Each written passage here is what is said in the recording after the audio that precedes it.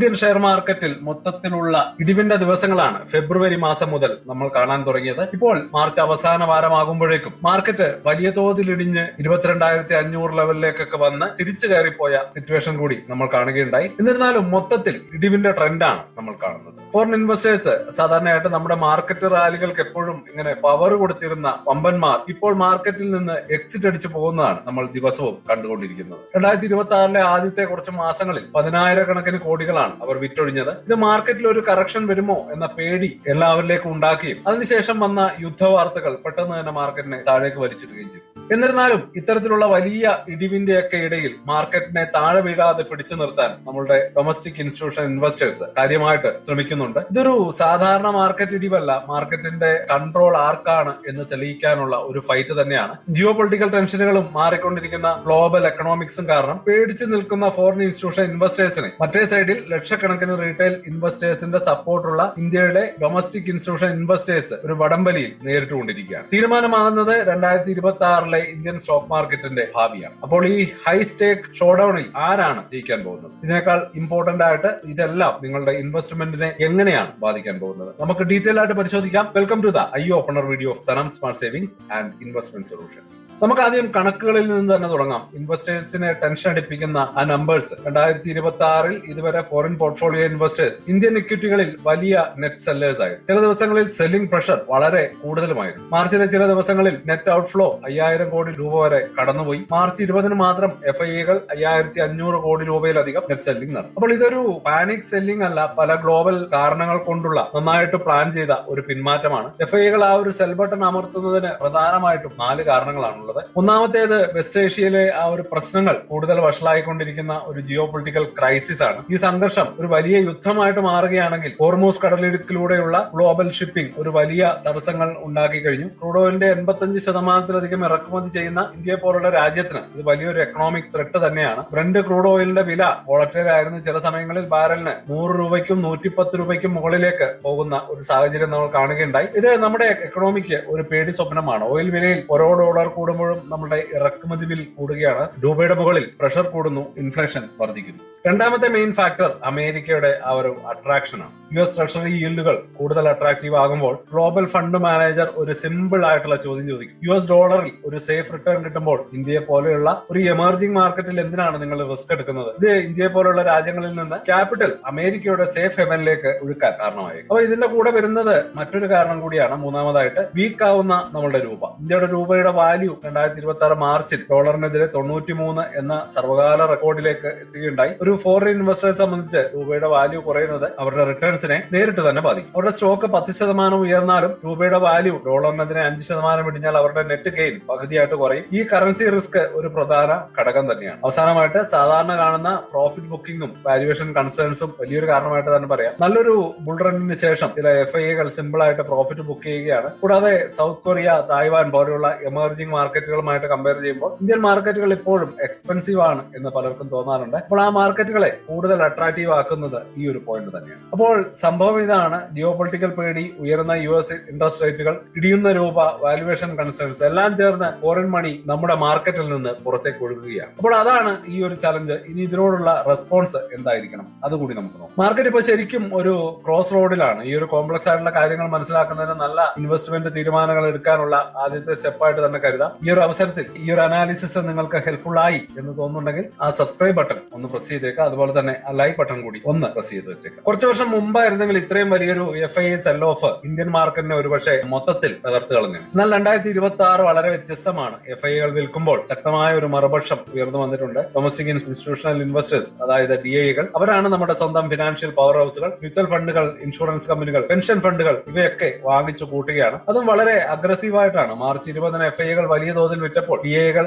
5,700 കോടിയിലധികം രൂപയുടെ ഷെയറുകൾ വാങ്ങിക്കൂട്ടി. ഒരു വലിയ ഷോക്ക് അബ്സോർവർ ആയിട്ട് അവർ വർക്ക് ചെയ്യുകയും ചെയ്തു. മാർച്ച് ആദ്യത്തെ ചില ദിവസങ്ങളിൽ അവരുടെ നെറ്റ് ബൈ ഇതിലും സ്ട്രോങ് ആയിരുന്നു എന്നുകൂടി കാണിക്കേണ്ടതുണ്ട്. അപ്പോൾ ഈ പണമൊക്കെ എവിടെ നിന്നാണ് വരുന്നത്? അതിന്റെ ഒരു വലിയ ഭാഗം നിങ്ങളുടെ റീറ്റെയിൽ ഇൻവെസ്റ്റേഴ്സിന്റെ പോക്കറ്റിൽ നിന്ന് തന്നെയാണ്. സിസ്റ്റമാറ്റിക് ഇൻവെസ്റ്റ്മെന്റ് പ്ലാൻ അഥവാ SIP ഒരു സാധാരണ സേവിംഗ് ടൂൾ എന്നതിനേക്കാൾ ഉപരി ഒരു റിയൽ മാർക്കറ്റ് ഫോഴ്സ് ആയിട്ട് മാറിയിട്ടുണ്ട്. പ്രതിമാസ SIP ഇൻഫ്ലോസ് സ്ഥിരമായിട്ട് 30,000 കോടി രൂപയുടെ അടുത്ത് നിൽക്കുമ്പോൾ ഡൊമസ്റ്റിക് ക്യാഷിന്റെ ഒരു സ്റ്റഡി ഫ്ലോ മ്യൂച്വൽ ഫണ്ടുകളിലേക്ക് എത്തുന്നുണ്ട്. ഇത് ഫോറിനേഴ്സ് വിൽക്കുമ്പോൾ സ്റ്റോക്ക് വാങ്ങാനുള്ള ഫയർ പവർ ആയിട്ട് DI ഫണ്ട് മാനേജർമാർക്ക് ശക്തി നൽകുന്നു. വലിയൊരു സ്ട്രക്ചറൽ ഷിഫ്റ്റ് ആണ് കാണിക്കുന്നത്. പതിറ്റാണ്ടുകളായിട്ട് നമ്മുടെ മാർക്കറ്റിന്റെ ഡയറക്ഷൻ തീരുമാനിച്ചിരുന്നത് ഈ ഒരു FIS തന്നെയായിരുന്നു. ഇന്ന് മാർക്കറ്റ് സ്ട്രോങ് ആയ ഒരു ഡൊമസ്റ്റിക് ആങ്കർ ഉണ്ട്. വളരുന്ന ഒരു സെൽഫ് റിലയൻസ് ഇപ്പോഴത്തെ പ്രതിസന്ധിക്ക് മുമ്പ് തന്നെ വളരെ വ്യക്തമായിരുന്നു. 2025 ഡിസംബർ ക്വാർട്ടർ അവസാനിച്ചപ്പോഴേക്കും 50-50 കമ്പനികളുടെ ഡൊമസ്റ്റിക് ഇൻസ്റ്റിറ്റ്യൂഷണൽ ഓണർഷിപ്പ് ആദ്യമായിട്ട് ഫോറിൻ ഓണർഷിപ്പിനേക്കാളും ചെറുതായിട്ട് കൂടിയിരുന്നു. ഡിസിപ്ലിൻഡ് ആയിട്ടുള്ള SIP ഇൻവെസ്റ്റർക്ക് പുറമെ ഈ ഫൈറ്റിൽ മറ്റു ചിലരും കൂടെയുണ്ട്.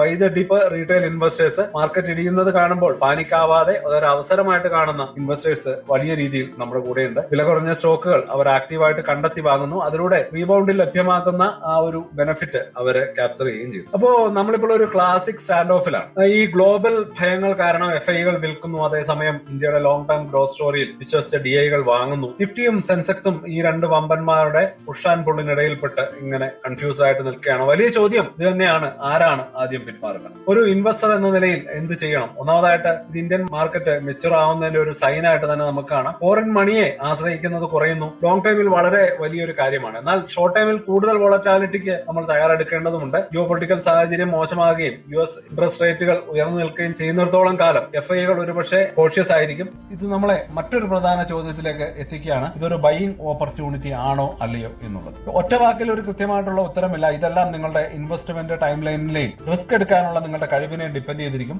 ലോങ് ടൈം ഇൻവെസ്റ്റേഴ്സിന്, അതായത് 3 അതിലധികമോ വർഷത്തേക്ക് ചിന്തിക്കുന്നവർക്ക് ഹിസ്റ്ററി നോക്കിയാൽ നമുക്ക് കാണാം, ഇതുപോലെ ഗ്ലോബൽ കാരണങ്ങൾ കൊണ്ട് മാർക്കറ്റ് ഇടിയുമ്പോൾ അതിനുശേഷം സാധാരണയായിട്ട് ശക്തമായിട്ടുള്ള റിക്കവറികൾ ഉണ്ടാവാറുണ്ട്. മാർക്കറ്റ് ഏറ്റവും താഴെ എത്തുമ്പോൾ പാനിക്കായിട്ട് വിൽക്കുന്നത് ഒരു ഇൻവെസ്റ്റർക്ക് ചെയ്യാൻ കഴിയുന്ന ഏറ്റവും വലിയ മണ്ടത്തരമായിരിക്കും. അങ്ങനെയാണെങ്കിൽ ഇപ്പോഴത്തെ ഒരു കറക്ഷൻ നല്ല കമ്പനികളെ കുറച്ചുകൂടി ന്യായമായ വിലയ്ക്ക് വാങ്ങാനുള്ള ഒരു അവസരമായിട്ടാണ് നിങ്ങൾ കണക്കാക്കേണ്ടത്. നിങ്ങളുടെ SIPകൾ കണ്ടിന്യൂ ചെയ്യുന്നത് തന്നെയാണ് ഏറ്റവും സ്മാർട്ട് ആയിട്ടുള്ള കാര്യം. വില കുറയുമ്പോൾ കൂടുതൽ യൂണിറ്റുകൾ വാങ്ങി നിങ്ങളുടെ കോസ്റ്റ് ആവറേജ് ചെയ്യാൻ അത് സഹായിക്കും. ഷോർട്ട് ടൈം ട്രേഡർമാരെ സംബന്ധിച്ചിടത്തോളം ഇതൊരു ഡേഞ്ചറസ് മാർക്കറ്റ് ആണ്. ഉയർന്ന വോളറ്റാലിറ്റി കാരണം ഓരോ ദിവസത്തെയും മൂവ്മെന്റ് പ്രെഡിക്റ്റ് ചെയ്യാൻ വളരെ ബുദ്ധിമുട്ടായിരിക്കും. മാർക്കറ്റിനെ പെർഫെക്റ്റ് ആയിട്ട് ടൈം ചെയ്യാൻ നോക്കുന്നത് മണ്ടത്തരം തന്നെയാണ്. നിങ്ങൾ ട്രേഡ് ചെയ്യാനാണ് ഉദ്ദേശിക്കുന്നതെങ്കിൽ സ്ട്രിക്റ്റ് ആയിട്ടുള്ള റിസ്ക് മാനേജ്മെന്റും ചെറിയ പൊസിഷൻ സൈസും സർവൈവലിന് വളരെ അത്യന്താപേക്ഷിതമാണ്. അപ്പോൾ എന്താണ് ഒരു പ്രാക്ടിക്കൽ ഗെയിം പ്ലാൻ? മിക്ക ഇൻവെസ്റ്റേഴ്സിനും ഒരു ഹൈബ്രിഡ് അപ്രോച്ച് ആണ് വളരെ നല്ലത്. ഒന്നാമത് നിങ്ങളുടെ SIPകൾ നിർത്തരുത്. ഡിസിപ്ലിൻഡ് ആയിട്ട് ലോങ് ടൈമിലേക്ക് വെൽത്ത് ക്രിയേറ്റ് ചെയ്യുന്നതിന്റെ അടിത്തറ ഉണ്ടാക്കി വെക്കുക. ഇമോഷണൽ ആയിട്ട് റിയാക്ട് ചെയ്യാതെ വില കുറയുമ്പോൾ വാങ്ങുന്ന പ്രോസസ്സ് ഓട്ടോമാറ്റിക് ആയിട്ട് അത് തന്നെ ചെയ്യുക. രണ്ടാമതായിട്ട് നിങ്ങളുടെ കയ്യിൽ എക്സ്ട്രാ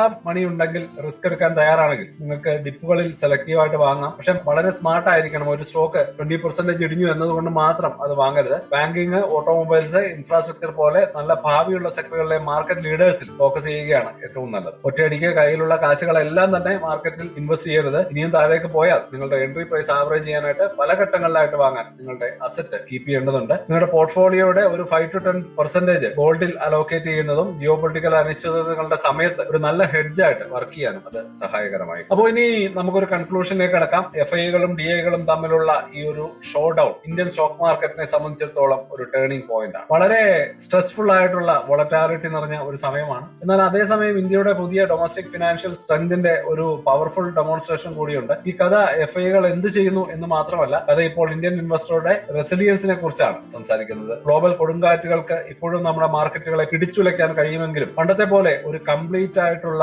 തകർച്ച കൊണ്ടുവരാൻ അവർക്ക് കഴിയില്ല. ഈ ഒരു വലിയ ഡൊമസ്റ്റിക് മണിയുടെ വൻമതിൽ കാരണം അവർക്ക് നമ്മളുടെ മാർക്കറ്റിന് മുകളിലുള്ള പിടി ഒരു പരിധിവരെ നഷ്ടപ്പെട്ടു കഴിഞ്ഞു. ഇന്ത്യയുടെ ഫണ്ടമെന്റൽ ഗ്രോത്ത് സ്റ്റോറിക്ക് ഒരു മാറ്റവുമില്ല. ഇപ്പോഴത്തെ ഈ ഒരു പ്രശ്നങ്ങളുടെ കാരണം എക്സ്റ്റേണൽ ഫാക്ടേഴ്സ് ആണ്, അല്ലാതെ നമ്മുടെ എക്കണോമിയുടെ ഉള്ളിലെ പ്രശ്നങ്ങൾ കൊണ്ടല്ല. നിങ്ങളുടെ സ്ട്രാറ്റജി സിമ്പിൾ ആയിരിക്കണം, കൂൾ ആയിരിക്കണം, ഡിസിപ്ലിൻഡ് ആയിരിക്കണം. നിങ്ങളുടെ ഫോക്കസ് എപ്പോഴും ലോങ് ടൈം ലക്ഷ്യത്തോടെ ആയിരിക്കണം. ദിവസവുമുള്ള പലതരത്തിലുള്ള നോയ്സുകൾ കേട്ട് വഴിതെറ്റി പോകരുത്. നിങ്ങളുടെ SIPകൾ തുടരുക. നല്ല ബിസിനസ്സുകളിൽ ലോങ് ടൈമിലേക്ക് ഇൻവെസ്റ്റ് ചെയ്യുക. ഓർക്കുക, ഹിസ്റ്ററി നോക്കിയാൽ ആളുകൾ പാനിക് ആവുന്ന സമയത്താണ് ഫ്യൂച്ചറിലെ വെൽത്ത് ഉണ്ടാക്കാനുള്ള ഏറ്റവും നല്ല സമയം. അപ്പോൾ ഈ ഒരു FII വേഴ്സസ് DII ഫൈറ്റിനെ കുറിച്ചുള്ള നിങ്ങളുടെ അഭിപ്രായം എന്താണ്? ഡൊമസ്റ്റിക് പ്ലേയേഴ്സിനെ മാർക്കറ്റിൽ പിടിച്ചു നിർത്താൻ കഴിയുമെന്ന് നിങ്ങൾ കരുതുന്നുണ്ടോ? അതോ കൂടുതൽ FII സെല്ലിംഗിനെ കുറിച്ച് നിങ്ങൾ ടെൻഷൻ അടിക്കുന്നുണ്ടോ? നിങ്ങളുടെ അഭിപ്രായങ്ങൾ താഴെ കമന്റുകളായിട്ട് അറിയിക്കുക. എല്ലാ കമന്റ്സിനും കൃത്യമായിട്ടുള്ള മറുപടി ഞങ്ങൾ നൽകുന്നതാണ്. ഇതുപോലുള്ള ഡീപ് ഡൈവുകളിലൂടെ മാർക്കറ്റിൽ ഒരുപടി മുന്നിൽ നിൽക്കാൻ നിങ്ങൾ ആഗ്രഹിക്കുന്നെങ്കിൽ ചാനൽ സബ്സ്ക്രൈബ് ചെയ്യാൻ മറക്കരുത്. അപ്പോൾ വീഡിയോ കണ്ടതിന് നന്ദി. പുതിയ വീഡിയോയുമായിട്ട് ഉടനെ വരാം. അതുവരേക്കും ഹാപ്പി ഇൻവെസ്റ്റ്മെന്റ്. സ്റ്റോക്ക് മാർക്കറ്റിലെ ന്യൂസുകളെയും അതുപോലെ തന്നെ അപ്ഡേറ്റുകളെയും ഉൾക്കൊള്ളിച്ചുകൊണ്ടുള്ള ഒരു ഫേസ്ബുക്ക് ഗ്രൂപ്പ് നമുക്കുണ്ട്. ആ ഒരു ഗ്രൂപ്പിന്റെ ലിങ്ക് ഈ വീഡിയോയുടെ ഡിസ്ക്രിപ്ഷനിൽ കൊടുക്കുന്നുണ്ട്. താല്പര്യമുള്ളവർക്ക് ആ ലിങ്കിൽ ക്ലിക്ക് ചെയ്തുകൊണ്ട് ഗ്രൂപ്പിൽ ജോയിൻ ചെയ്യാം. ഏറ്റവും ലേറ്റസ്റ്റ് ആയിട്ടുള്ള ന്യൂസുകൾ നമ്മൾ അതിൽ അപ്ഡേറ്റ് ചെയ്യുന്നുണ്ട്. വളരെ ഇൻഫോർമേറ്റീവ് ആയിരിക്കും. അപ്പോൾ ഇത്രയുമാണ് ഇന്നത്തെ വീഡിയോയിൽ ഉൾപ്പെടുത്തിയിരിക്കുന്നത്. പുതിയ ന്യൂസുകളുമായിട്ട് നാളെ വീണ്ടും വരാം. ബൈ.